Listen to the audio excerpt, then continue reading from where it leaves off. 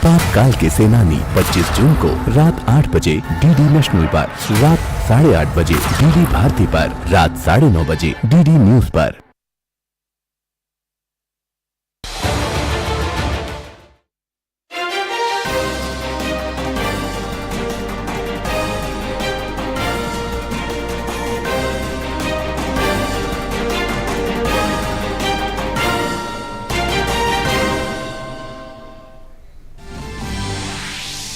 प्रधानमंत्री नरेंद्र मोदी 3 दिवसीय अमेरिका के सफल दौरे के बाद मिस्र के लिए रवाना। पीएम मोदी मिस्र की 2 दिवसीय राजकीय यात्रा के दौरान राष्ट्रपति अल-सीसी से करेंगे मुलाकात।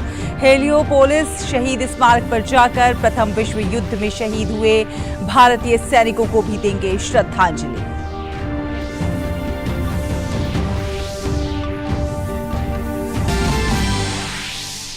अमेरिका के वॉशिंगटन डीसी में प्रधानमंत्री नरेंद्र मोदी ने भारतीय समुदाय को किया संबोधित। कहा, make in India, make for the world को मिलेगी ताकत। गूगल, बोइंग और माइक्रॉन जैसी दिग्गज कंपनियां भारत में करेंगी निवेश। H-1B वीजा अमेरिका में ही होगा रिन्यू।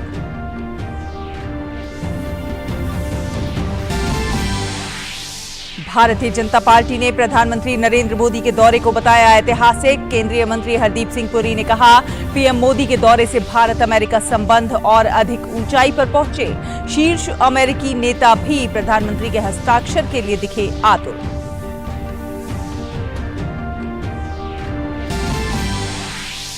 केंद्रीय गृह मंत्री अमित शाह की अध्यक्षता में मणिपुर के हालात पर चर्चा के लिए नई दिल्ली में सर्वदलीय बैठक जारी।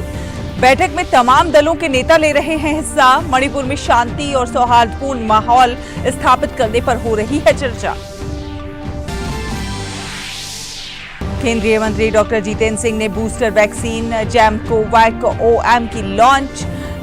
जेनेवा बायोफार्मास्यूटिकल लिमिटेड द्वारा निर्मित बूस्टर वैक्सीन कोरोना के खिलाफ साबित होगी अहम हथियार। जितेंद्र सिंह ने वैक्सीन को बताया स्वदेशी निर्माण में एक बड़ा कदम। बेंगलुरु में खेले जा रहे सैफ फुटबॉल चैंपियनशिप में आज भारतीय टीम का सामना होगा नेपाल से।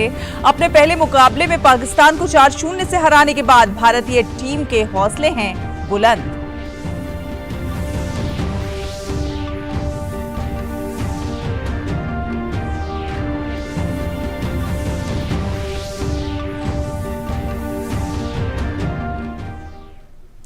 नमस्कार, डीडी न्यूज देख रहे हैं आप और आपके साथ मैं हूं शहला निगार। शुरुआत करेंगे, आपको बता दें, मणिपुर में शांति और सौहार्दपूर्ण माहौल बनाने के प्रयासों को और ज्यादा मजबूत करने के मकसद से केंद्रीय गृह मंत्री अमित शाह की अध्यक्षता में संसद भवन परिसर में एक सर्वदलीय बैठक हो रही है।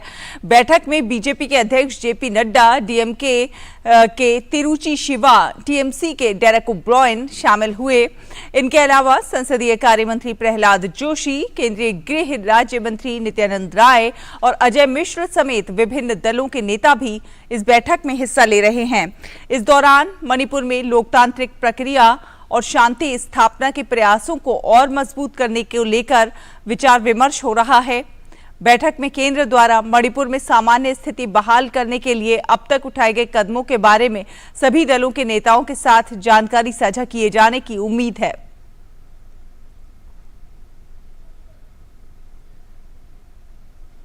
और आइए अब खबरें देखेंगे प्रधानमंत्री नरेंद्र मोदी की मिस्र यात्रा से जुड़ी हुई।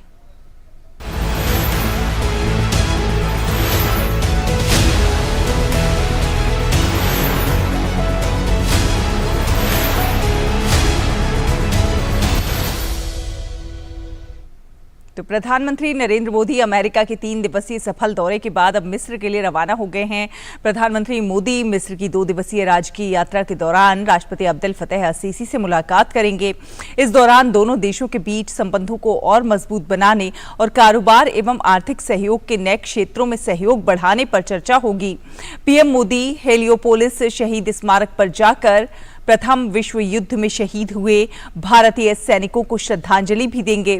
गौरतलब है कि प्रधानमंत्री मिस्र के राष्ट्रपति अब्देल फतेह अल-सीसी के निमंत्रण पर ये यात्रा कर रहे हैं। अल-सीसी ने भारत के गणतंत्र दिवस समारोह में मुख्य अतिथि के रूप में शिरकत की थी और उसी समय उन्होंने प्रधानमंत्री को मिस्र यात्रा के लिए आमंत्रित किया था। साल 1997 के बाद किसी भारतीय प्रधानमंत्री का ये पहला मिस्र दौरा होगा।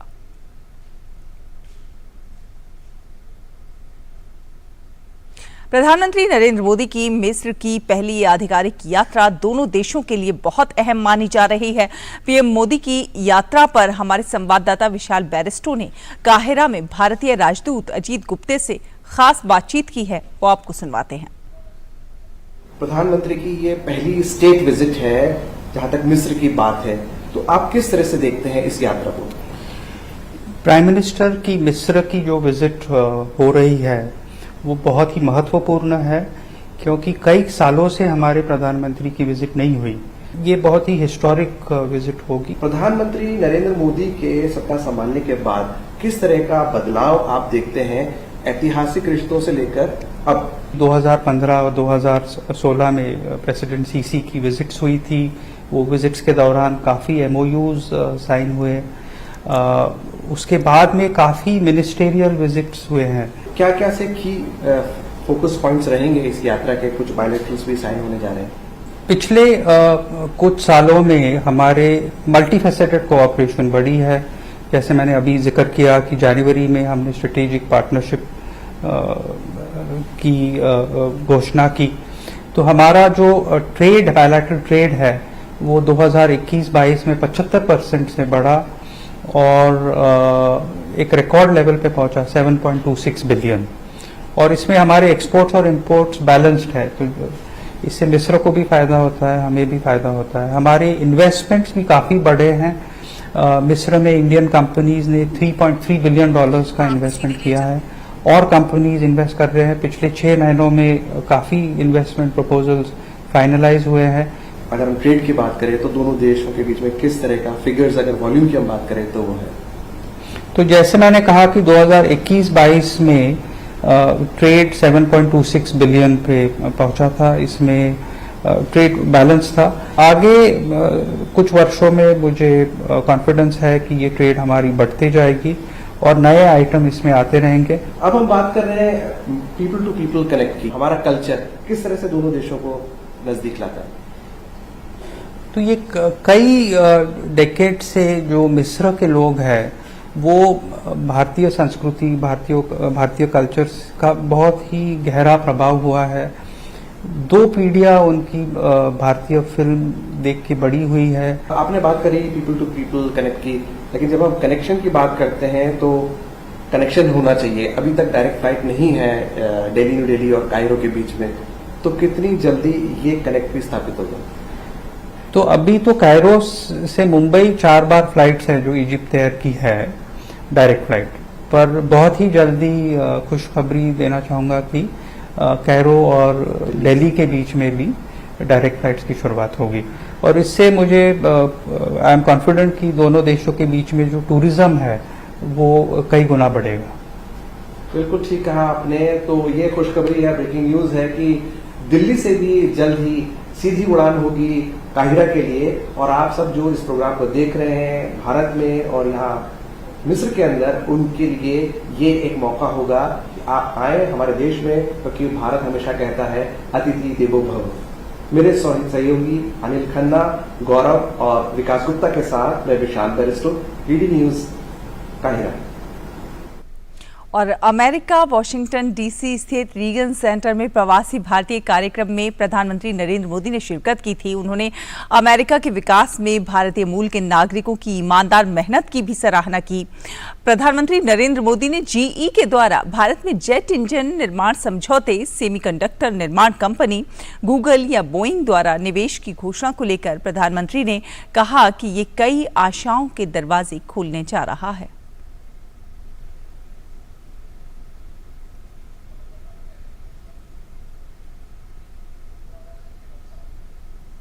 ये सारे समझौते, ये एग्रीमेंट्स सिर्फ कुछ नीतियों को आगे बढ़ाना मात्र नहीं है। ये भारत अमेरिका के करोड़ों लोगों के भाग्य को नई ऊंचाई देने का काम हुआ है। We are not just forming policies and agreements. We are shaping lives, dreams, and destinies. अपने संबोधन में प्रधानमंत्री ने बताया कि H-1B वीजा को रिन्यू करने के लिए भारतीय प्रवासियों को अमेरिका से अब बाहर नहीं जाना पड़ेगा। H-1B वीजा के रिन्यू को लेकर भी लंबे अरसे से एक डिमांड थी। अब ये निर्णय लिया गया है कि H-1B वीजा को रिन्यू करने के लिए आपको अमेरिका से बाहर नहीं जाना पड़ेगा।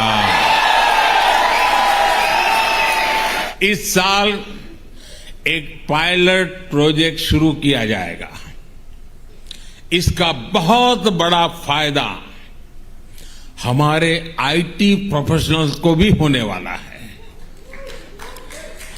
इस फैसले के जो भी अनुभव होंगे उसे देखते हुए यही व्यवस्था भविष्य में एल कैटेगरी वीजा के लिए भी हो सकती है।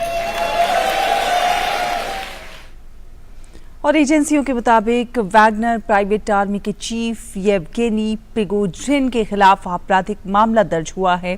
येवगेनी प्रिगोजिन पर अपने समर्थकों को रूसी सरकार के खिलाफ भड़काने का आरोप लगा था। रूसी रक्षा मंत्रालय ने वैगनर पीएमसी इकाइयों पर हमले की रिपोर्टों का खंडन किया है। ताजा घटनाक्रम पर रूसी राष्ट्रपति व्लादिमीर पुतिन ने राष्ट्र को संबोधित किया। राष्ट्रपति पुतिन ने कहा कि वो रूस में स्थिरता कायम रखने के लिए कड़े कदम उठाएंगे। अपने संबोधन में उन्होंने कहा कि हम किसी भी खतरे से अपने लोगों और अपने राज्य की रक्षा करेंगे। उन्होंने कहा कि सेना के खिलाफ हथियार उठाने वाला हर कोई गद्दार है।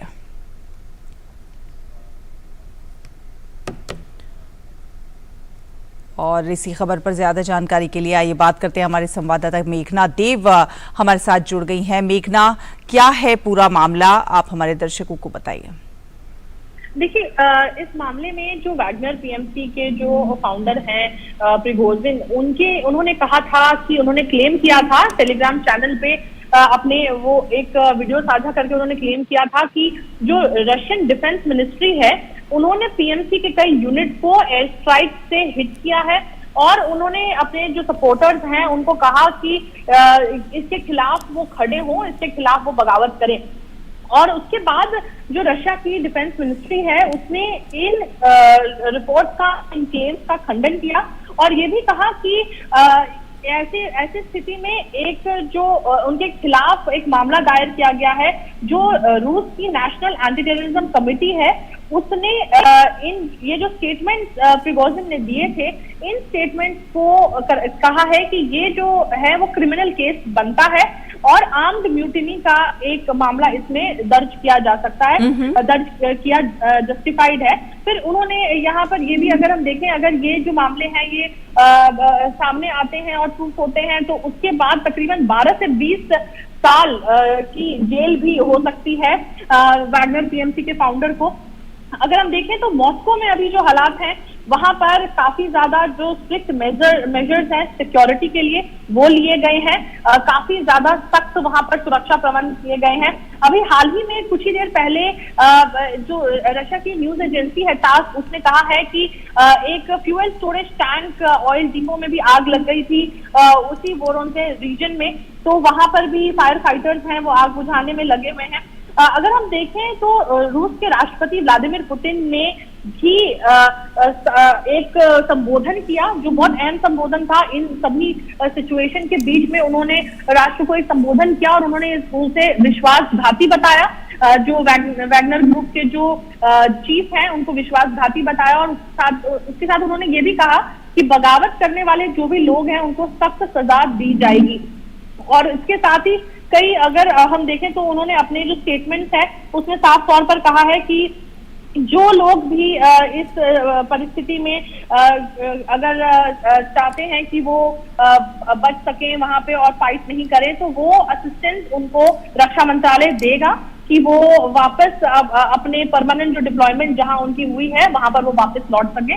तो इस तरह की बात भी की गई है। तो अगर हम देखें तो परिस्थिति वहां पर जैसी है उसके हिसाब से काफी ज्यादा सुरक्षा बल वहां पर तैनात किए गए हैं, लेकिन सभी और राष्ट्रपति पुतिन ने इस बात को कहा है कि रूसी अधिकारी रूस में विभाजन दोबारा होने नहीं देंगे और आंतरिक देशद्रोह से अपने देश की रक्षा करेंगे। तो ये उनका स्टेटमेंट यहाँ पर नजर आया जब उन्होंने संबोधन किया राष्ट्र को इस परिस्थिति के दौरान। यानी कि कह सकते हैं कि मामला काफी गंभीर है और जिस तरह से रूसी राष्ट्रपति राष्ट्र को संबोधन करते हैं और कहते हैं कि जो सेना के खिलाफ जो भी हथियार उठाएगा वो देशद्रोही कहलाएगा और उसके खिलाफ उस प्रकार का एक्शन होगा, यानी कि काफी गंभीर मामला है और इस पर गंभीरता से राष्ट्रपति विचार कर रहे हैं। बिल्कुल गंभीरता से विचार कर रहे हैं, इसीलिए राष्ट्रपति पुतिन ने एक सेना, अगर हम देखें तो ये जो अगर वैगनर जो ग्रुप है उसके बगावत के ऐलान करने के और शहर में, देश के एक शहर में दाखिल होने के दौरान ही उन्होंने ये संबोधन किया था। तो ऐसे में उन्होंने साफ तौर पर जो शब्द कहे हैं विश्वासघात उन्होंने कहा और उसके साथ ही लोगों को रूस की रक्षा करें, ये लोगों से उन्होंने कहा कि विश्वासघाती हैं, कई लोग विद्रोह का ऐलान कर रहे हैं और उसके साथ ही उन्होंने कहा कि ये महत्वाकांक्षाएं जो हैं वो कुछ लोगों की बहुत ज्यादा अधिक महत्वाकांक्षाओं के कारण रूस में यह विरोध पैदा हो रहा है। और इस बात को स्पष्ट रूप से सामने रखना कि विद्रोह के प्रयास के लिए जितने भी लोग जिम्मेदार हैं उन्हें निश्चित रूप से सजा का सामना करना पड़ेगा और लोगों को और कानून को जवाब देना होगा। तो ऐसी परिस्थिति के दौरान जब रूस के राष्ट्रपति आते हैं और साफ तौर पर जनता को संबोधित करते हैं और जो परिस्थिति है उसके बारे में बताते हैं, क्योंकि इससे कुछ ही समय पहले इस बात को कहा गया था, मिनिस्ट्री ऑफ डिफेंस द्वारा जो एजेंसी रिपोर्ट है उसमें कहा गया था कि राष्ट्रपति पुतिन जो पूरी परिस्थिति है उन्हें उस बारे में बताया जा रहा है और वो नजर बनाए हुए हैं। तो इस परिस्थिति पर उन्होंने काफी, अगर हम देखें तो मॉनिटर कर रहे थे, उसके बाद भी उसी के कुछ ही घंटों बाद ये उनका जो स्टेटमेंट है, जो उनका संबोधन है वो सामने आया। तो बेशक इस मामले की गंभीरता को समझा जा सकता है जो उन्होंने एक साफ तौर पर एक स्पष्ट स्टेटमेंट और एक संदेश दिया है। मेघना, ये भी आपसे जानना चाहेंगे कि वैगनर प्राइवेट आर्मी के ये जो चीफ हैं येवगेनी प्रिगोजिन, क्या उनकी तरफ से भी कोई वक्तव्य आया है कि उन्होंने कुछ बयान दिया है? जो रिपोर्ट सजेस्ट कर रहे हैं उसके हिसाब से उन्होंने कहा था कि मेरे जो सपोर्टर्स हैं, मेरे जो 25,000 सपोर्टर्स हैं, वो सपोर्टर्स मेरे साथ खड़े हैं और अगर रास्ते में कोई भी चीज आएगी तो हम उसका सामना करेंगे, हम उससे पीछे नहीं हटेंगे। उन्होंने कहा कि ये जो 25,000 लोग हैं वो आखिरी सांस तक लड़ने के लिए तैयार हैं और उन्होंने कई और भी, अगर हम देखें तो धमकियां दी हैं। उसके साथ ही उन्होंने कई चीजें अपने टेलीग्राम चैनल पर भी उन्होंने कही हैं और जिसके बारे में उन्होंने ये भी कहा कि किस तरीके से उन्होंने ये भी कहा, जो राष्ट्रपति पुतिन के जो संबोधन है उसके बाद उन्होंने कहा कि कोई भी राष्ट्रपति के डिमांड पर सरेंडर नहीं करेगा। उन्होंने कहा कि हमने अफ्रीका में भी लड़ाई की, हमें कहा गया था कि अफ्रीका में हमारी जरूरत है और उसके बाद हमारे साथ धोखाधड़ी हुई। तो यहाँ पर अगर हम देखें तो उनकी तरफ से भी काफी ऐसे बयान आ रहे हैं। डिफेंस मिनिस्टर के खिलाफ भी उन्होंने कई बयान दिए हैं, रूस के डिफेंस मिनिस्टर के खिलाफ। तो अगर हम यहाँ पर देखें तो उनके बयान लगातार आ रहे हैं और उनके जो शुरुआती बयान आए थे उसकी प्रतिक्रिया, अगर हम देखें उसकी प्रतिक्रिया में ही रूस के राष्ट्रपति ने ये संबोधन किया और उसके बाद हालांकि जो राष्ट्रपति के संबोधन के बाद भी तो बिल्कुल आपराधिक मामला दर्ज हो गया है वैगनर प्राइवेट आर्मी के चीफ पर और ये मामला काफ़ी गंभीर है। आप मेघना अपनी नज़र बनाकर रखिए, आगे जो आपसे अपडेट होगी वो आपसे अपने दर्शकों तक हम पहुंचाएंगे। फिलहाल धन्यवाद आपका हमारे साथ जुड़ने के लिए, इनपुट्स हमारे दर्शकों से साझा करने के लिए। खबरों में आगे बढ़ेंगे। भाजपा ने प्रधानमंत्री नरेंद्र मोदी के अमेरिकी दौरे को ऐतिहासिक बताया है। केंद्रीय मंत्री हरदीप सिंह पुरी ने प्रेस वार्ता को संबोधित किया है और कहा है कि पूरा विश्व भारत की ओर देख रहा है। इसके अलावा न्यूयॉर्क और वॉशिंगटन में अमेरिका के शीर्ष नेता पीएम मोदी से ऑटोग्राफ लेने के लिए आतुर दिखाई दिए। न्यूयॉर्क में और वॉशिंगटन डीसी में माननीय प्रधानमंत्री जी की जो रिसेप्शन हुई, जो उनसे जो मिले thought leaders, business leaders, bipartisan US Congress senators, जब माननीय प्रधानमंत्री जी ने joint session of the Congress को एड्रेस किया तो प्रिजाइडिंग ऑफिसर, हाउस स्पीकर से लेके सब ने लाइन अप करके और माननीय प्रधानमंत्री जी का ऑटोग्राफ रिक्वेस्ट की। हरदीप सिंह पुरी ने कहा कि भारत और अमेरिका दुनिया की सबसे बड़ी समस्या आतंकवाद के खिलाफ मिलकर लड़ेंगे। इस यात्रा में दोनों देशों ने इस संबंध में प्रतिबद्धता जाहिर की है। To counter global terrorism and unequivocally condemn terrorism and violent extremism in all its forms and manifestation। ये तो स्टेटमेंट है। जो भी देश आतंकवाद के खिलाफ होते हैं ये जनरल फैसले, पर ये आप सुनिए, they strongly condemned cross-border terrorism, the use of terrorist proxies and called on Pakistan to take immediate action to ensure that no territory under its control is used for terrorist attacks।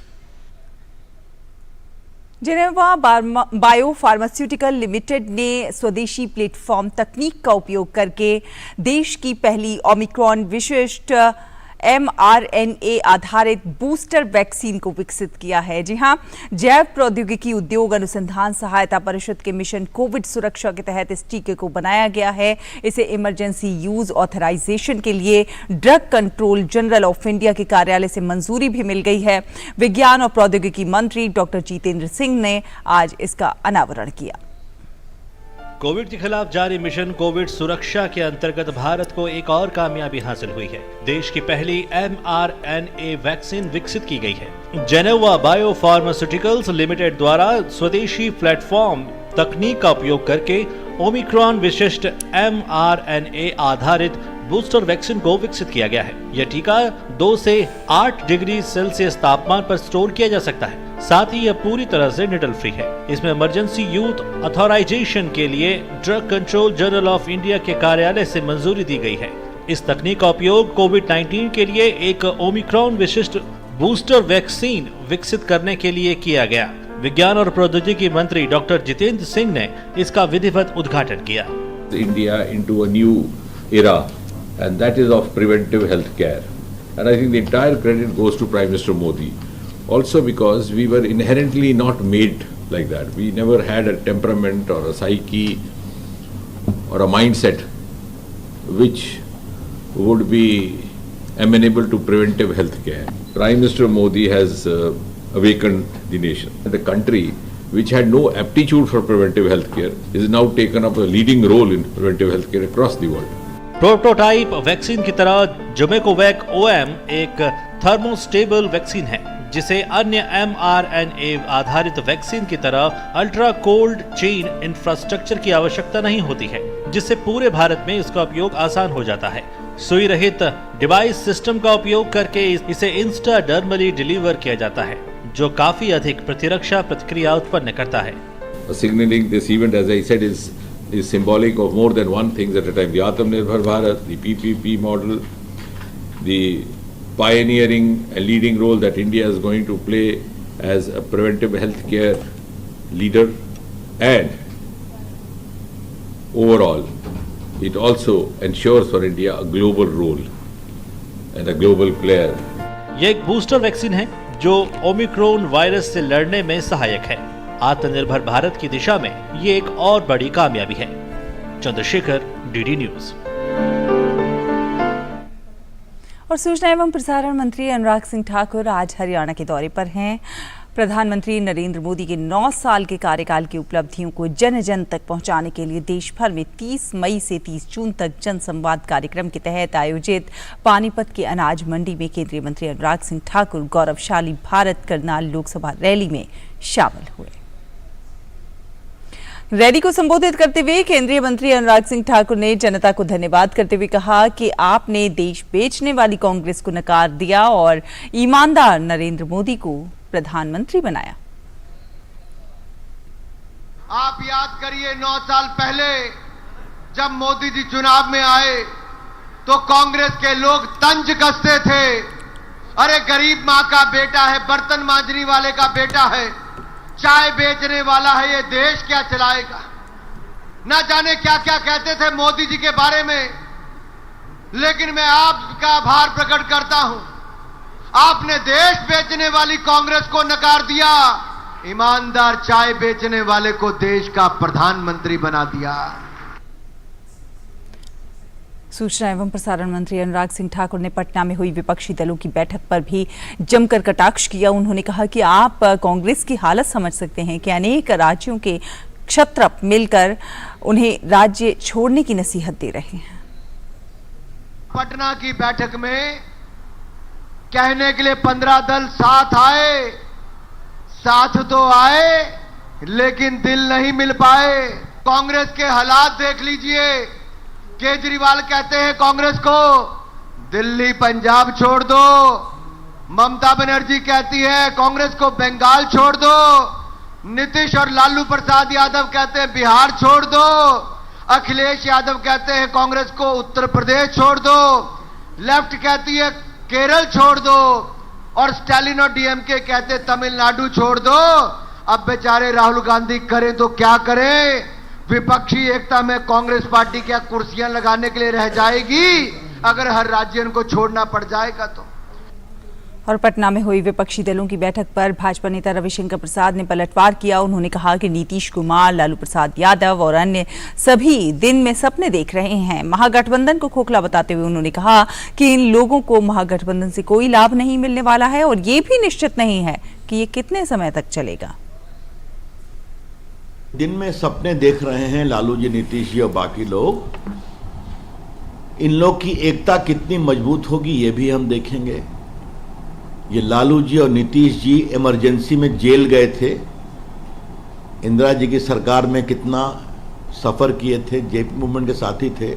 आज कुर्सी के लिए राहुल गांधी की स्तुति कर रहे हैं, एक उनके सामने झुक रहे हैं और एक उनकी शादी की बात कर रहे हैं।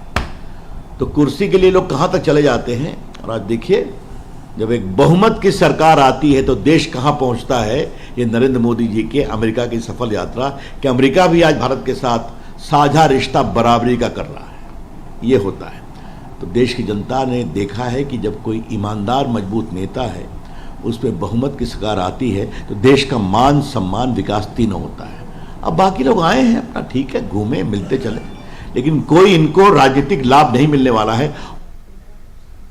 और भाजपा नेता आरपी सिंह ने पटना में हुई विपक्ष की बैठक पर सवाल खड़े किए हैं, उस पर जमकर निशाना साधा है। उन्होंने कहा है कि लालू प्रसाद यादव फिट तो हो गए हैं लेकिन उन पर भ्रष्टाचार के आरोप अभी भी जारी हैं। अब उन पर भ्रष्टाचार के नए आरोप लगे हैं। उन्होंने कहा कि जो भी भ्रष्टाचारी हैं, सजा याफ्ता हैं, वो इकट्ठे हो रहे हैं। कई सारे जुगनू इकट्ठे होकर ये सोच रहे हैं कि वह सूरज की जगह ले लेंगे। देश समझता है कि सूरज कौन और जुगनू कौन है। और दूसरी बात ये कि लालू प्रसाद फिट तो हो गए हैं, परंतु भ्रष्टाचार के आरोप तो भी जारी हैं उनके ऊपर। अब नए भ्रष्टाचार के आरोप उन पर लग गए हैं। तो क्या कि जो भ्रष्टाचारी हैं, जो सजा याफ्ता हैं या जो बेल पर बाहर है, वह सब इकट्ठे हो रहे हैं। देखिए, ये उनकी आपसी लड़ाई है। वैसे तो वह मोदी जी के विरोध के चलते हुए इकट्ठे होते हैं, परंतु उनका आपस में जो अंतर्द्वंद है, या आपस में जो उनके मतभेद हैं, वो फूट फूट कर नजर आते हैं।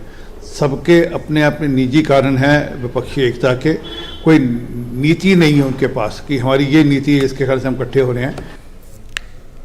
और पूर्वोत्तर भारत का राज्य असम इन दिनों बाढ़ की चपेट में है। राज्य के 19 जिलों में से 4,88,000 से अधिक लोग अभी भी बाढ़ की चपेट में हैं। असम में शुक्रवार को धुबरी, कोकराझार, बक्सा, बारपेटा, बुंगाईगांव, कामरूप, धेमाजी, कार्बी, आंगलोंग, चराईदेव, शिवसागर, लखीमपुर, विश्वनाथ, सोनितपुर में तूफान, बिजली और मूसलाधार बारिश हुई है। मौसम विभाग के मुताबिक कोकराझार, दरांग, मोरीगांव, लखीमपुर, चराईदेव के अलग अलग स्थानों पर आज भी तूफान आ सकता है।